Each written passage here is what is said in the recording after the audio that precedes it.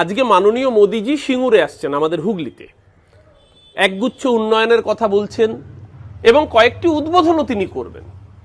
Interestingly যা উদ্বোধন করবেন তার মধ্যে অনেকগুলো মমতা বন্দ্যোপাধ্যায় যখন রেলমন্ত্রী ছিলেন তার সময় করে যাওয়া প্রকল্প, যেরকম তারকেশ্বর বিষ্ণুপুর লাইনের একটা অংশ তিনি উদ্বোধন করবেন 2000-2001 অর্থবর্ষে।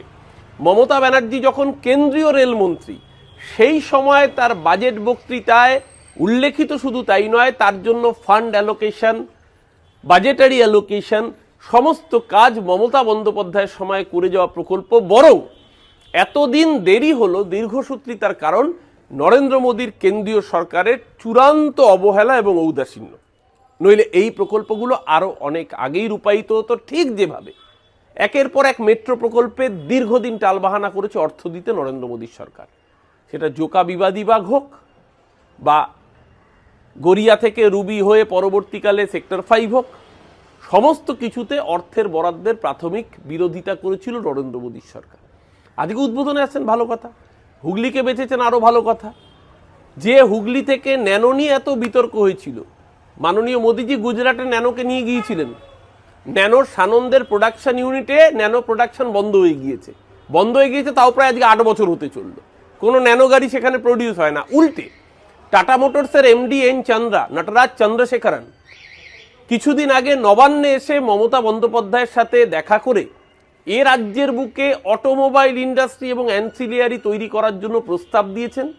মুখ্যমন্ত্রী ল্যান্ড ব্যাংকে যে পশ্চিমবঙ্গ সরকার জমি চিহ্নিত করে রেখেছে, যা গরিব কৃষকের উর্বরা কৃষি জমি নয়, অনুর্বর জায়গা থেকে জমি দিয়ে যাতে কৃষকের পেটে লাথি না পড়ে, আবার শিল্প হয়ে বাংলার যুবকরা কর্মসংস্থান হয়, তার জন্য মুখ্যমন্ত্রীও সদর্থক মনোভাব দেখিয়েছে।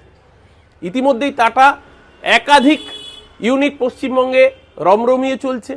যে টিসিএসে কর্মী সংখ্যা ছিল মাত্র 15,000 2011 সালে যখন বামেরা ক্ষমতা থেকে চলে যায়, আজকে সেই টিসিএসে সব মিলিয়ে প্রায় 52,000 কর্মী কাজ করে এই রাজ্যের বুকে। আজকে টাটা মেটালিক্স জামশেদপুরের কারখানার মেন ইউনিট আজকে খড়গপুরে এসে প্রোডাকশন শুরু করে দিয়েছে, কারণ এ রাজ্যে শিল্পবান্ধব পরিবেশ। এল&টি ইনফোটেক, মাইন্ডট্রি, ইনফোসিসের ইস্টার্ন ইন্ডিয়ার সবচেয়ে বড় ক্যাম্পাস তৈরি হয়েছে রাজারহাটের উপকণ্ঠে, কারণ পরিবেশ বান্ধব। এমএসএমইতে ভারতবর্ষের মধ্যে সবচেয়ে এগিয়ে থাকা রাজ্যের নাম পশ্চিমবঙ্গ। ও মোদিজি, আপনার সরকার তো সার্টিফিকেট দিয়েছে। ক্ষুদ্র শিল্পে ভারতবর্ষে সবাইকে পথ দেখাচ্ছে পশ্চিমবঙ্গ, বাংলা।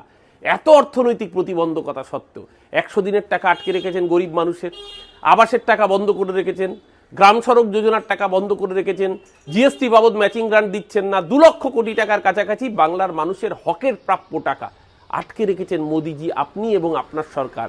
তারপর যখন হুগলির মাটিতে দাঁড়িয়ে বড় বড় গাল ভরা উন্নয়নের গল্প দেবেন, মানুষ ভোলেনি 2014 সালে প্রধানমন্ত্রী হওয়ার সময় আপনি বলেছিলেন উত্তরবঙ্গের চা বাগানের শ্রমিকদের কথা, চা বাগান নাকি অধিগ্রহণ করবে সরকার। কিছুটি করেননি। মমতা বন্দ্যোপাধ্যায় চা সুন্দরী প্রকল্প করে তাদের পাশে ছিলেন। আজকে সিঙ্গুরে আসছেন, সিঙ্গুরের মানুষকে মন ভোলানো কথা বলবেন।